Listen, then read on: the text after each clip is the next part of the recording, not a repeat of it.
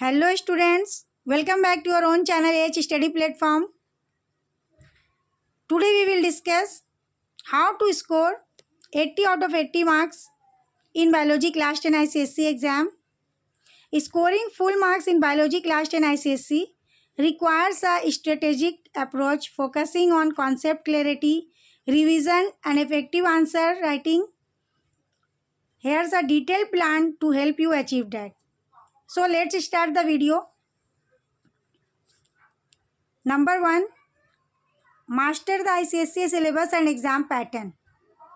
That means सबसे पहले आप लोग सिलेबस को पता करो कि आप लोगों का सिलेबस क्या है, और सबसे पहले आप लोग फोकस करो इम्पॉर्टेंट चैप्टर्स पर, like photosynthesis, circulatory system, reproductive system, genetics and the nervous system. Okay, these are very important chapters for your board exam. Second, understand the exam pattern. आप लोग तो एग्ज़ाम प्री बोर्ड का दे चुके हो, आप लोग pattern भी देख चुके हो. सेक्शन ए 40 मार्क्स का होता है, जिसमें short answer question, definition, diagrams, function, reasoning, multiple choice question, ये सब रहता है. और सेक्शन बी में रहता है 40 मार्क्स, थोड़ा सा जस्टिफाई करने वाला आंसर रहता है, क्वेश्चन रहता है, एक्सप्लेनेशन मतलब एक्सप्लेन करना है, थोड़ा सा जस्टिफाई करना है. डायग्राम बेस्ड क्वेश्चन होता है, फ्लो चार्ट हो सकता है. डायग्राम बेस्ड क्वेश्चन सारा किस में आता है? सेक्शन बी में आता है, जो आप लोग को थोड़ा सा क्वेश्चंस का डिटेल में आंसर लिखना होता है. Number 2, read and understand concept from text book. आप लोगों ने पूरे साल पढ़ाई की है, लेकिन एग्ज़ाम के वक्त आप लोगों को टेक्स्ट बुक को थोरोली पढ़ना है और पूरे चैप्टर का कॉन्सेप्ट को क्लियर करना है. थोरोली बुक एग्ज़ाम के वक्त जो आप लोगों को गैप मिला है उसे पढ़ना बहुत ज़रूरी है, लाइन बाय लाइन, जिसके लिए आप लोग स्टडी कर सकते हो सेलिना कॉन्साइज बायोलॉजी से. ICSE के लिए बहुत अच्छी बुक है वो. Read every chapter thoroughly and understand the concept rather than memorising them. Memorise करने से अच्छा है कि आप लोग one line by one line, मतलब लाइन बाय लाइन आप लोग को थोरोली बुक पढ़ना चाहिए, और पूरा कॉन्सेप्ट भी क्लियर होना चाहिए बहुत अच्छे से, क्योंकि सिलेबस आप लोगों का बुक के मुताबिक ही है. बुक में आप लोगों का सिलेबस दिया हुआ है, आप लोग कहीं से भी कोई भी लाइन से एक क्वेश्चन उठा करके दे सकता है. इसलिए आप लोगों को मैं रिकमेंड करूँगी कि थोरोली बुक पढ़ना बहुत इंपॉर्टेंट है एग्ज़ाम के लिए. हाईलाइट की terms, definition and important explanation.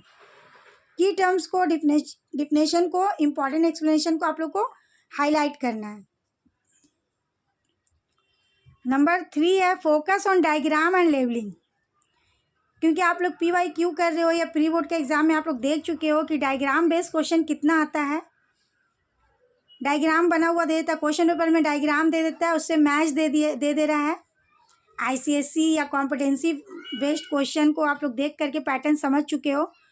जो अभी आप लोगों का 1 ईयर पहले चेंज हुआ है पैटर्न अकॉर्डिंग टू ICSE 2025, उसका स्पेसिमेन पेपर भी करो, और कॉम्पिटेंसी बेस्ड क्वेश्चन जो है बायोलॉजी का उसको ही प्रैक्टिस करो. तो उसके मुताबिक आप लोग देखो, एक डायग्राम बेस्ड मैच भी आ रहा है और डायग्राम बेस्ड क्वेश्चन भी आ रहा है कि डायग्राम दिया हुआ आप लोग को उसका लेवलिंग बताना है या लेवलिंग का फंक्शन बताना है. इसको बहुत प्रैक्टिस करो आप लोग. Many question in ICSE biology requires well level diagram. Practice hand drawn diagram for photosynthesis, heart and circulatory system, digestive system, nervous system, reproductive system. Tip इसके लिए क्या है, कैसे आप लोग कर सकते हो? Level all parts neatly and accurately. If a diagram is required, always draw it even if the question does not explicitly ask for it.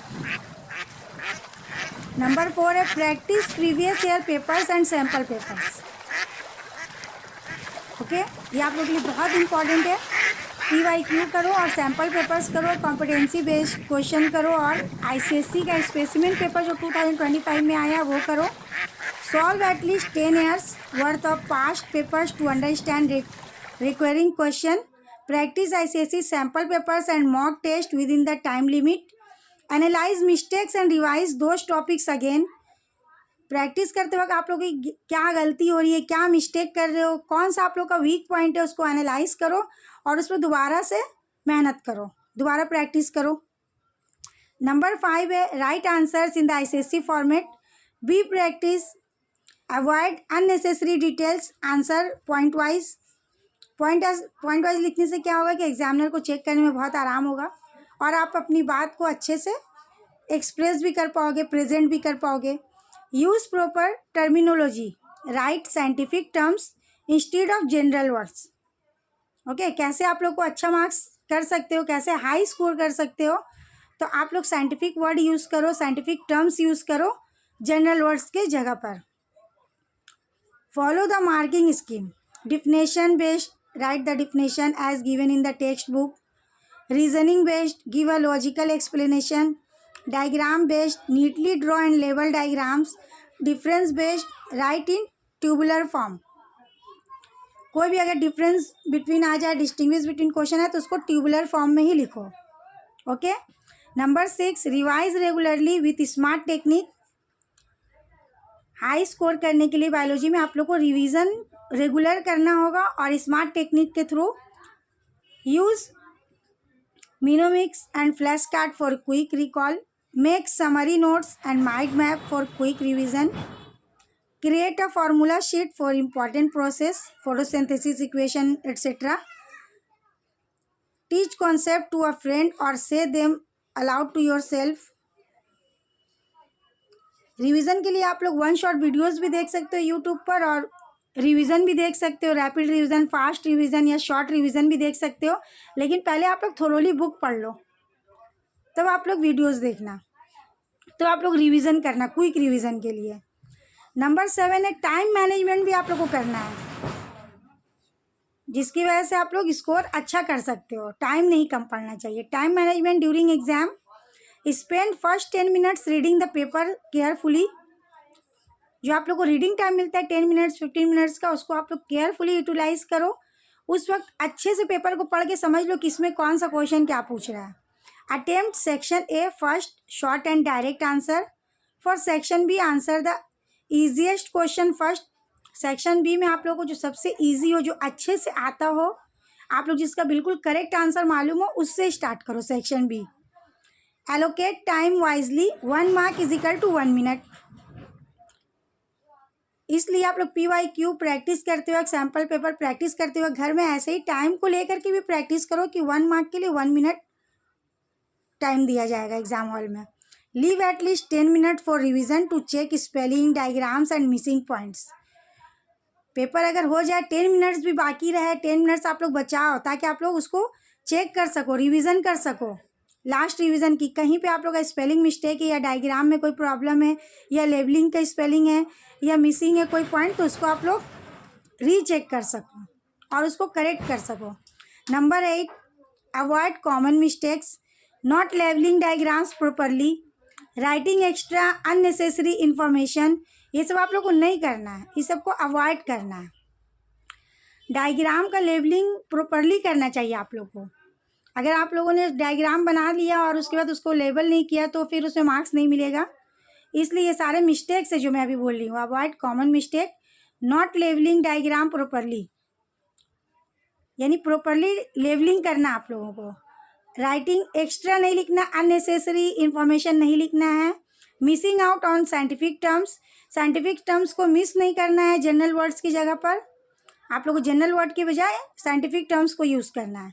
Poor hand writing नहीं होना चाहिए। Make it neat and legible, अपनी hand writing को neat and legible बनाओ। या अब तो बनाने का टाइम नहीं है, कोशिश करो एग्जाम हॉल में कि अच्छे से लिखो, neat and clean. Last point है stay consistent and confident. Make a daily revision time table. ऐसा नहीं कि एक दिन आप लोगों ने बहुत पढ़ाई कर ली और दूसरे दिन कुछ भी नहीं किया। तो कंसिस्टेंस रहिए और कॉन्फिडेंट रहिए। Daily revision and time table को फॉलो कीजिए। Stay positive and practice daily. Take break and maintain good health. By following these strategies you can maximize your score and aim for full marks in ICSE biology. Let me know if you need any specific help. Thank you for watching.